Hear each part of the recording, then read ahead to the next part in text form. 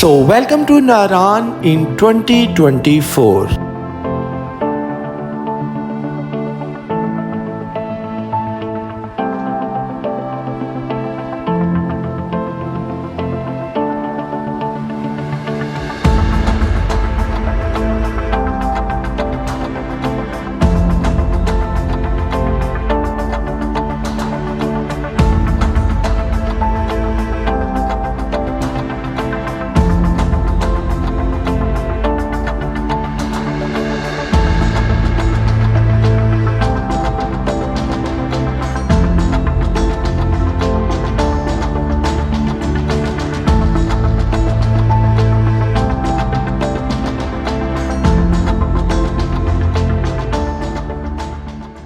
अस्सलाम वालेकुम नाज़रीन, कैसे हैं आप सब लोग। उम्मीद करता हूँ क्या खैरियत से होंगे। मैं हूँ आपका भाई अवैस सुभान और आप देख रहे हैं ट्रैवल विद सुभान।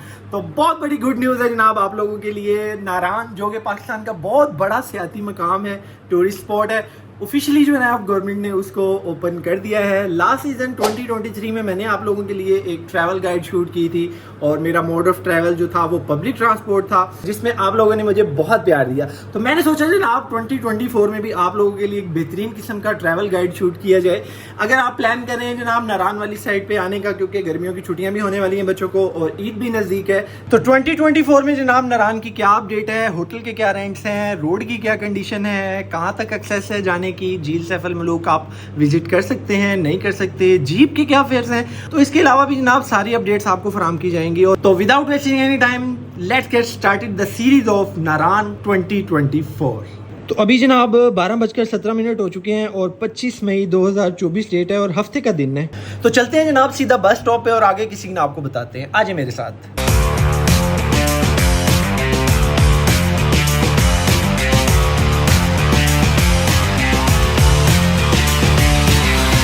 तो ले जी, मैं जनाब आ चुका हूँ 26 नंबर रावलपिंडी में। तो रावलपिंडी से सफ़र का आगाज़ कर रहे हैं। आप भी अगर रावलपिंडी से हैं तो अपनी गाड़ी ला सकते हैं। यहाँ पे सेफ़ पार्किंग है, यहाँ पे पार्किंग करें और यहाँ से अभी जो गाड़ी मानसेरा की तरफ जा रही है तो वो देखते हैं। पार्किंग की जो जगह है ना वो गाइड कर देता हूँ मैं आपको। ये जैसे ही यहाँ से मोटरवे स्टार्ट होता है ना ये रोड, तो यहाँ पे आपने ये पुलाव कबाब है और यहाँ से ये अंदर गली जा रही है। यहाँ पे आगे जाके थोड़ा सा जाएंगे, पार्किंग आप लगा सकते हैं। मैं आ चुका हूँ जनाब 26 नंबर बस स्टैंड रावलपिंडी पे। और रात के वक्त अगर आपने ट्रैवलिंग करनी है मानसेरा के लिए तो 26 नंबर से ही आपको गाड़ी मिलेगी। ना तो आप फैज़ाबाद से आपको कोई गाड़ी मिलने वाली है रात के वक्त, और ना ही कोई आपको मंडी मोड़ या पीर वदाई से आपको कोई भी गाड़ी मानसेरा के लिए नहीं मिलेगी। अगर आपने रात को ट्रैवलिंग करनी है तो सिर्फ और सिर्फ आप 26 नंबर आएंगे, यहीं से ही आपको गाड़ी मिलेगी। वो भी लाहौर से आती है 10 बजे और यहाँ पर 2 बजे भी निकलती है, 2:30 बजे भी निकलती है, 3 बजे भी निकलती है। तो नियाजी एक्सप्रेस ही वो गाड़ी है जो लाहौर से आएगी और यहाँ से कुछ सवारियाँ उठाती है इस्लामाबाद से, जो कि आपको लेके जाएगी रात के वक्त मानसेरा। तो मैं भी वेट कर रहा हूँ जनाब, अभी 1:30 हुए हैं, 2 बजते हैं तो गाड़ी आती है तो फिर आगे के सफ़र आपको बताते हैं। तो आपकी सहूलत के लिए मैं जुहेब भाई होते हैं यहाँ पर, उनका नंबर मैं डिस्क्रिप्शन में दे दूँगा। तो जो भी मालूमात आपने लेनी है, अगर आपने रात को ट्रैवलिंग करनी है मानसेरा के लिए तो उस नंबर पर रब्ता करें और इन्फॉर्मेशन ले लें कि कौन सी गाड़ी किस टाइम कब पहुँचेगी, तो उस हिसाब से अपनी ट्रैवलिंग प्लान कर लें। यार अब सीन कुछ ऐसा बना है कि ये गाड़ी जो है ना इसमें सवारियां कम थी नियाजी की, इसने रावलपिंडी और इस्लामाबाद की सारी सवारियां यहीं पे ड्रॉप कर दी हैं और जो मानसेरा जाने वाली सवारियां थी ना उसके लिए ये अलहदा गाड़ी जो है ना वो हायर की है। तो हम ट्रैवल करेंगे अब इस गाड़ी में। अमूमन ऐसा होता नहीं है, अगर ज़्यादा सवारियां हों तो वही गाड़ी चली जाती है मानसेरा के लिए, अगर कम सवारियां हों तो फिर ये जो है ना इस्लामाबाद में ज़्यादातर सवारियां ड्रॉप कर देते हैं। अगर कम हो सवारियां तो फिर उसके लिए अलहदा गाड़ी हायर करके इन सवारियों को जो है ना वो मानसेरा ले जाते हैं।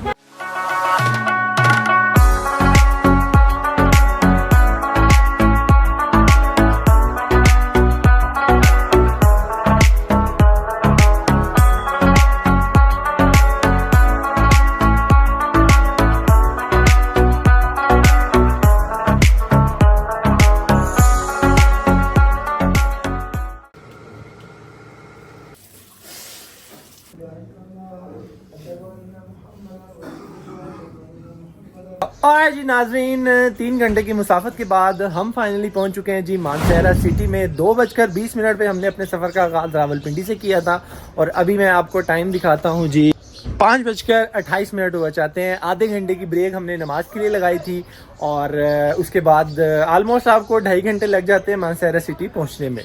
तो अभी मैं आपको यहाँ का नारान का गान का वैगन स्टैंड दिखाता हूँ।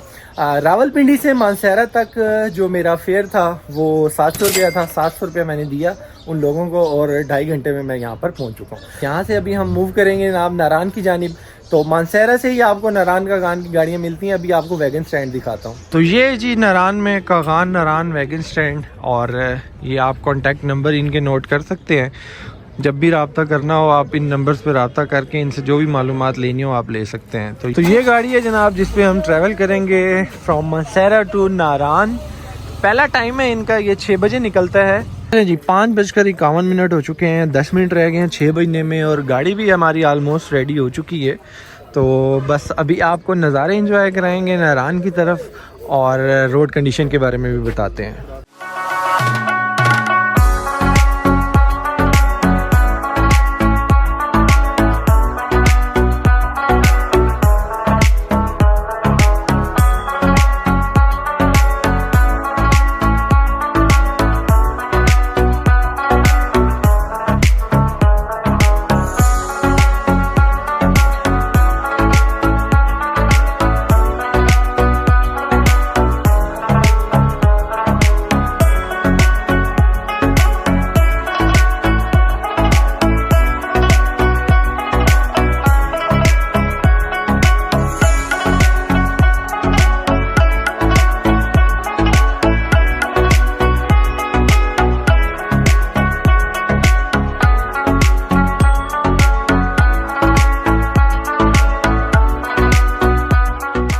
घड़ी पे इस वक्त हो चुके हैं जी 8 बज चुके हैं। हम पहुंच चुके हैं जी पारस में। जैसे कि आपको पता है कि 6 बजे हमने अपने सफ़र का आगाज़ किया था। 1 घंटे बाद हम बालाकोट पहुंच चुके थे और बालाकोट से हमें पारस आते हुए 1 घंटा मज़ीद लग गया है। तो अभी इस वक्त घड़ी पर 8 बज चुके हैं और हम पारस में मौजूद हैं। पारस वो मकाम है, यहाँ से अगर आपने शारान फॉरेस्ट जाना हो तो शारान फॉरेस्ट के लिए यहाँ पे जीप्स अवेलेबल होती हैं। तो यहाँ से आप हायर करेंगे, आपसे 4 से 5 हज़ार रुपया लेगी जीप वाला, तो आपको शारान फॉरेस्ट कवर करवा सकता है। अगर आपने शोगरान सीरी पे कवर करना है तो वो रास्ते में मैं जैसे कि मैंने आपको किवाई का मकाम दिखाया है, किवाई आबशार है। किवाई आबशार से आप जीप हायर करें, वो भी आपसे 4 से 5 हज़ार रुपया चार्ज करेगी। तो शोगरान आप किवाई के मकाम पे अपनी गाड़ी ला सकते हैं वहाँ तक। और अगर शारान फॉरेस्ट जाना हो तो भी पारस वो मकाम है, यहाँ तक आप अपनी गाड़ी ला सकते हैं। तो ये दोनों मकाम हैं। शोगरान जो है वो मेरे राइट साइड पे आ जाता है और शारान फॉरेस्ट जो है वो मेरे बैक साइड पे आ जाता है। तो दोनों मकाम हैं, ये बहुत ही अच्छी लोकेशन पर मौजूद है। तो हमारा सफ़र जनाब नारान की तरफ रवान दवा है। अब देखते हैं आगे कितना टाइम लगता है। सफ़र जो है ना वो बहुत मज़े का हो रहा है।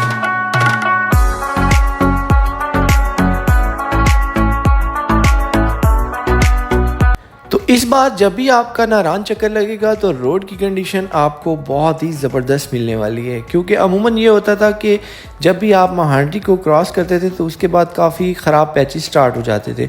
बट ये है कि अभी हम महांडी के बाज़ार से गुजर रहे हैं। जैसे ही इसको क्रॉस करेंगे तो जितने भी टूटे हुए पैचेस थे महांडी के बाद आने वाले कागान तक, उनको मुकम्मल तौर पे रिपेयर करके बिल्कुल दुरुस्त कर दिया गया है और काफ़ी रोड की कंडीशन जो है वो ज़बरदस्त होने वाली है।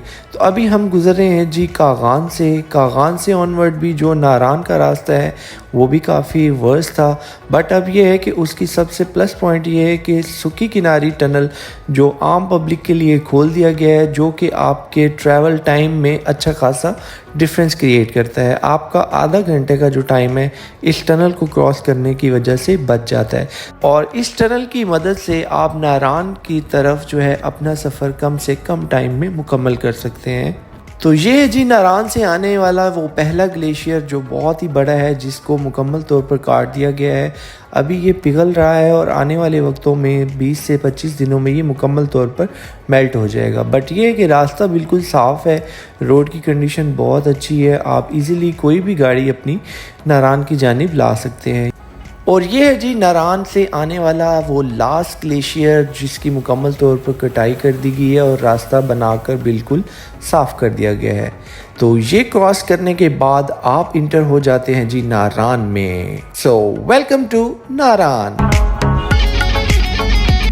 फाइनली आपका भाई पहुंच चुका है जी पाकिस्तान के सबसे बड़े सियाती मकाम नारान में। तो मुझे हार्डली जो है वो 8 घंटे लगे हैं नारान पहुंचने में। और मेरा इस बार पब्लिक ट्रांसपोर्ट पे सफ़र का जो एक्सपीरियंस है इतना अच्छा हुआ है कि मैं आपको बता ही नहीं सकता। तो रावलपिंडी 26 नंबर से मानसहरा तक का जो किराया है वो मैंने दिया है जी 700 रुपये, और मानसहरा से नारान तक का जो किराया है वो मैंने दिया है 800 रुपये। लास्ट सीज़न में मैं जब आया था तो 600 रुपया था रावलपिंडी से मानसहरा का, 100 रुपया उसमें इंक्रीज़ आया है। और मानसहरा से नारान का जो लास्ट सीज़न में फेयर था वो था जनाब 650 रुपये, तो अभी 150 रुपया उसमें इंक्रीज़ आया है। तो 800 रुपया और 700 रुपया आपका टोटल 1500 रुपया लगता है और आप पहुंच जाते हैं जी नारान में। तो आपने जनाब बस थोड़ी सी हिम्मत बांधनी है, थोड़ी सी, सिर्फ घर से निकलना है और अल्लाह ताला आगे आपके लिए ऐसे आसानियाँ पैदा करेगा, ऐसे रास्ते बनाएगा कि आप खुद भी परेशान हो जाएंगे कि ये हो क्या रहा है। तो मेरा जनाब मानसहरा से नारान की जानिब सफ़र क्यों कंफर्टेबल रहा है, सबसे बड़ी वजह ये है कि एक तो रोड की जो इम्प्रूवमेंट है वो बहुत अच्छी हो गई है। आप महांडरी से जब कागान की तरफ आते हैं और कागान से जब नारान की तरफ आते हैं तो डिफरेंट किस्म के पैचेस थे लास्ट ईयर टूटे हुए, तो उन सब को जो है ना वो अब उन्होंने रिकवर कर दिया है। तो एक एडिशन ये है। दूसरा जो प्लस फैक्टर है सूखी किनारी का जो टनल इन्होंने ओपन कर दिया है आम पब्लिक के लिए, उससे भी आपका जो टाइम डिस्टेंस है वो बहुत ज़्यादा कम हो जाता है, आधा घंटा आपकी टाइम सेविंग हो जाती है। तो ये दो बड़ी वजूहत है मेरे कंफर्टेबल जर्नी की। तो उम्मीद करता हूँ जनाब आज की वीडियो जो है वो आपको बहुत ही पसंद आई होगी। मेरी कोशिश, मेरी मेहनत, मेरी काविश, आप इसको ज़रूर वीडियो को लाइक ज़रूर कर दीजिएगा। चैनल पर नए हैं तो सब्सक्राइब ज़रूर कर दीजिएगा।